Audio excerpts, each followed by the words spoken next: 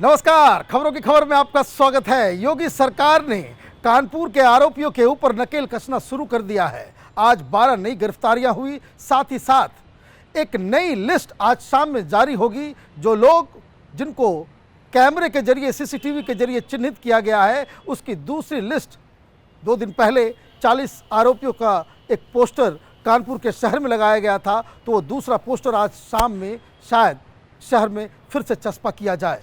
तीसरी बड़ी खबर यह आ रही है कि पीएफआई का लिंक अब बिल्कुल दिन के उजाले की तरह साफ साफ लग रहा है कि इस हिंसा के पीछे पीएफआई पूरी तरीके से इन्वॉल्व है। क्योंकि अगर आप देखें कि इस तरह के प्रोटेस्ट और इस तरह के बंद पश्चिम बंगाल और मणिपुर में पीएफआई ने खुल्लम खुल्ला आह्वान किया था। जिस हिसाब से बंगाल में, मणिपुर में बंद को आह्वान किया गया था, कानपुर में भी उसी तरीके से पीएफआई ने इस सारे साजिश को अंजाम दिया है। क्योंकि इसके लेकर के 3-4 और भी बड़ी बड़ी खबरें आ रही है कि एसटीएफ और यूपी पुलिस ने किस तरीके से हाशमी और उनके दोस्तों को चिन्हित करना शुरू किया। क्या खबर आई है उसको जरा देखिए। कानपुर में हुई हिंसा और बवाल का मास्टरमाइंड हयात जफर हाशमी अपने करीबी निजाम कुरैशी और इखलाक मिर्जा नाम के शख्स के जरिए पीएफआई के संपर्क में था। पुलिस की तफ्तीश में इसका खुलासा हुआ है। निजाम बवाल व हिंसा के केस में नामजद आरोपी है, जबकि इखलाक का नाम केस में अभी नहीं है। पुलिस और साक्ष्य जुटाने के बाद इनको आरोपी बनाने की तैयारी कर रही है।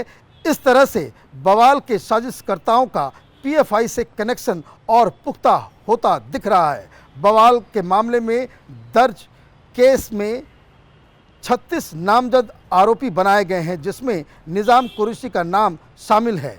निजाम कुछ दिनों तक समाजवादी पार्टी में रहा है। ये मार्क करने वाली बात है कि निजाम कुछ दिनों तक समाजवादी पार्टी में रहा है। पिछले महीने ही 22 तारीख को उसको पार्टी से निष्कासित किया गया था। वो जमियतुल कुरैश नाम का संगठन भी चलाता है। हयात जफर हाशमी के साथ मिलकर इस तरह की गतिविधियों में हमेशा शामिल होता रहा है। मतलब पुलिस के पास इसकी पूरी जानकारी आ चुकी है कि किस तरीके से हयात अपने दोस्तों के साथ मिलकर इस तरह के कामों को अंजाम देता है और इनके ताल्लुकात पीएफआई के साथ हैं। अब इसमें हमने भी और पुलिस के अलग अलग सूत्रों से बातचीत की तो ये पता चल रहा है कि पुलिस के पास इस बात के पुख्ता जानकारी तो हासिल हो चुकी है कि इसके पीछे पीएफआई का हाथ है। लेकिन इन सारे सबूतों को इकट्ठा करने में और पूरे नेटवर्क को पकड़ने में, उसका खुलासा करने में यूपी पुलिस को अभी 4-5 दिन और लगेंगे। क्योंकि सिर्फ किसी के रिश्ते पीएफआई संगठन से होने से ये पूरा मसला बनता नहीं है। किस तरीके से पीएफआई ने इस पूरे साजिश में इन्वॉल्व था, साथ ही साथ उसकी फंडिंग की, अपने कार्यकर्ताओं, मीटिंग और तमाम तरह की चीज़ों में वो इन्वॉल्व था, इसके भी पुख्ता सबूत पुलिस तलाश रही है। आगे जो खबर आई है वो और भी चौंकाने वाली है। सूत्रों के मुताबिक लोकल पीएफआई सदस्यों के संपर्क में निजाम व अखलाक है। इसके बारे में पुलिस और जानकारी जुटा रही है। पुलिस पीएफआई के पूरे नेटवर्क को तलाशने में जुटी है। संभव है कि इसमें पुलिस के साथ एसटीएफ भी एक बड़ी कार्रवाई कर सकती है। सीए हिंसा में बाबूपुरवा पुलिस ने पीएफआई के 5 सदस्यों को जेल भेजा था। पुलिस उनके बारे में भी जानकारी जुटा रही है। हालांकि निजाम और इखलाक जिनके संपर्क में हैं वह दूसरे लोग हैं। जल्द ही इन पर नकेल कसी जाएगी। ये समझिए, यूपी पुलिस के पास ये पूरी जानकारी है कि पीएफआई के कौन से वो लोग हैं जो कानपुर में एक्टिव थे और पुलिस उनके ऊपर नकेल कस रही है। लेकिन इस तहकीकात में जो समझ में आ रहा है कि जो लोग सीए के दौरान एक्टिव थे वो लोग और इस हिंसा में जो लोग इन्वॉल्व हैं, दोनों अलग अलग ग्रुप है। अब इन सब चीज़ों में एक जो बड़ा सवाल उठ रहा है कि ये जो आरोपी बनाए जा रहे हैं, इनके ताल्लुकात समाजवादी पार्टी से निकल रहे हैं और समाजवादी पार्टी लगातार इन दंगाइयों के साथ खड़ी होती नजर आ रही है। टेलीविजन डिबेट्स के ऊपर ये लगातार इस बात को कह रहे हैं कि एक तरफा कार्रवाई नहीं होनी चाहिए। हमने कैपिटल टीवी की टीम ने जब उस इलाकों का दौरा किया तो मालूम चल रहा है कि जिस हिसाब से बड़ी बड़ी बिल्डिंगों के छतों से पत्थर फेंके गए, ऑर्गेनाइज तरीके से वहाँ पे टारगेट किया गया, हिंदू बस्तियों को निशाना बनाया गया।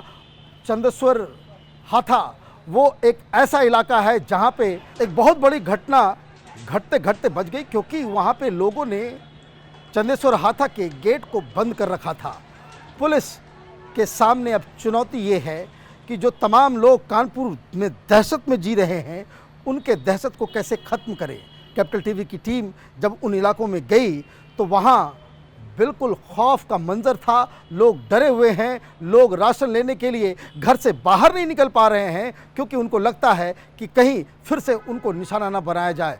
दूसरी एक और बड़ी जानकारी ये मिल रही है कि ये जो कनेक्शन हयात हाशमी और उनके मित्र मंडली की ये जो पूरी जानकारी पुलिस के पास आई है, उससे 2-3 बातें और सामने आ रही हैं कि ये तमाम लोग उसी तरह के व्हाट्सएप ग्रुप में जुड़े हुए थे, जिन व्हाट्सएप ग्रुप्स के ऊपर इस पूरी प्लानिंग उसकी जो कह सकते हैं कि लाइव रिपोर्टिंग चल रही थी कि कौन सा बाज़ार बंद हो गया, कौन सा बाज़ार बंद नहीं हुआ। दरअसल पुलिस के सामने अभी बहुत बड़ी बड़ी चुनौतियां बाकी है। वो इसलिए क्योंकि कोर्ट में इन आरोपियों को पेश करने से पहले पुलिस के पास उस तरह की पुख्ता जानकारी होने की आवश्यकता है कि ताकि इन आरोपियों को वो सज़ा दिलाने में कामयाब हो सके। अदरवाइज़ जिस तरीके से आप पहले भी देख चुके हैं कि बहुत सारे केसेस में पुलिस पकड़ती है, जेल में बंद करती है, लेकिन सबूत नहीं मिलते हैं तो उनको छोड़ दिया जाता है। एक और बड़ी जानकारी इस कानपुर हिंसा से ये मिल रही है कि केडीए ने एक लिस्ट जारी की है। वो लिस्ट बना रही है कि जिससे ये तय किया जाएगा कि इस दंगा के दौरान, इस पथराव के दौरान किन किन बिल्डिंग्स के ऊपर से पथराव किया गया, और जिन जिन बिल्डिंग्स का इस्तेमाल पथराव के लिए किया गया उनके ऊपर बुलडोज़र चलाने की भी कार्रवाई की तैयारी केडीए ने शुरू कर दी है। और इसको लेकर के एक नगर काजी का बयान आया कि अगर बुलडोज़र चलता है तो तमाम जो मुसलमान हैं जिनके घरों के ऊपर बुलडोज़र चलाया जाएगा वो कफन बांधकर सड़कों पे आ जाएंगे। मतलब कानपुर में अभी भी तनाव है। अंदर जो पुलिस की कार्रवाई हो रही है उसको लेकर के मुस्लिम पक्ष, मुस्लिम समुदाय के अंदर बहुत चिंता भी है। लेकिन ये सारी चीज़ें इसलिए हो रही हैं क्योंकि एक छोटे से बयान के ऊपर जिस तरीके से पीएफआई ने एक पूरा इसको कह सकते हैं कि बवाल मचाने की साजिश रची, उसका ये नतीजा है कि कानपुर में आज स्थिति तनावपूर्ण है। आप देखते रहिए कैपिटल टीवी। हमारे वीडियोस को लाइक कीजिए, शेयर कीजिए और हमारे चैनल को सब्सक्राइब कीजिए। धन्यवाद।